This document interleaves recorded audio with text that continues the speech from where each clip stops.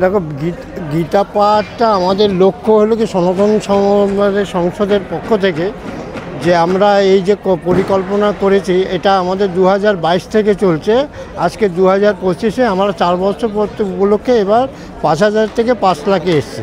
আমাদের লক্ষ্যটা হলো কি, সনাতন ধর্মে জাগরণ করা, সনাতন ধর্মের উপরে যে মানসিকতা, যে ভাবটা, যে কালিমানিত্য করার যারা প্রচেষ্টা চালাচ্ছে, তাদের আমরা শিক্ষা দিতে চাই।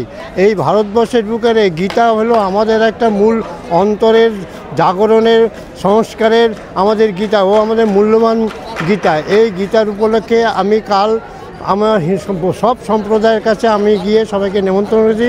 তারা একমাত্রই বলছে যে এটা হওয়া উচিত। যেরকম মুসলিম মসজিদে, সব মসজিদে গেছি, নাকোদা মসজিদ, আমাদের টিপু সুলতান মন্দির, এই চত্বরে যত মসজিদে গেছে তাদের কাছে, সবাই কাছে আমি গেছিলাম।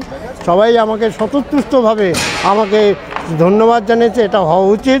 সনাতন ধর্মের এটা যে আমাদের গীতা, গীতা এটা ধর্মগ্রন্থ না, গীতা হলো আমাদের আদর্শ, চলার পথের প্রতীক। আপদ বিপদে আমি যতই কিন্তু বিপদে পড়ি, গীতার কথা যদি আমরা স্মরণ করি, বিপদ থেকে আমরা মুক্তি পাবো, এই আশা রেখে আমার 5 লক্ষ গীতা পাঠ করছে। বাংলায় বাবরি মসজিদে শিলান্যাস করা হবে। বাবরি মসজিদটা ব্যাপারটা হলো কি, ওইটা হলো রাজনীতির ব্যাপার, কিন্তু বাবরি মসজিদটা তো আমাদের পূর্বে রাম মন্দিরটা ছিল। তাই আমাদের এই বাংলার উপরে, আমাদের এই ভারতবর্ষের উপরে অনেক শোষণ এসছে। যখন আমাদের আকবর শাসন করেছে, আমাদের অনেক ব্রিটিশ শাসন করেছে, সবই শাসন করেছে।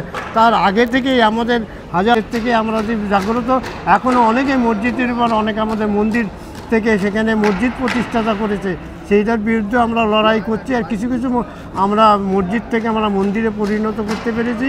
আর হিন্দু সমাজের ভিতরে যে আমাদের জাগরণ, আজকে যদি হিন্দুরা যদি না জাগে, হিন্দুদের সনাতন ধর্মের পল্লীরা যদি না জাগে, ভবিষ্যতে আমাদের কিন্তু অনেক চরম বিপদে পড়তে হবে। এই জাগরণের জন্য আমরা এই 5 লাখ গীতা পাঠে আসছি। বাংলা থেকে বাংলার বাইরে, এমনকি বাংলাদেশেও হিন্দুদের ওপর প্রচণ্ড প্রতিঘাত এবং অভিঘাত করা হয়েছে। এই যে আমাদের বাংলাদেশটা আগে বাংলাদেশটা আর আমাদের পশ্চিমবাংলা আর পূর্ব বাংলা দুটো মিলে একটাই বাংলা ছিল। তখন শ্যামাপ্রসাদ মুখার্জি যখন উনি যদি এই মানে উনি আন্দোলন যদি না করতে, এই বাংলাটাও ওই বাংলায় চলে যেত। উনি আন্দোলন করে এই বাংলাটা পূর্ববঙ্গে, তখন বলে যে ঠিক আছে পূর্ব বাংলায় যদি যায়, কিন্তু হিন্দুরা তো দু বাংলায় আছে, দু বাংলার ভিতরে কিন্তু তখনকার সময়, আমি ওগুলো রাজস্বীভাবে আমি এটা বলতে চাই না, কেন রাজনৈতিক ব্যাপার আছে, রাজনৈতিক ফয়দা তোলার জন্য বাংলাদেশটাকে ভাগ করা হলো। কিন্তু এটা আমাদের অঙ্গরাজ্য ছিল, আমাদের বাংলা, আমাদের সংস্কৃতি আছে।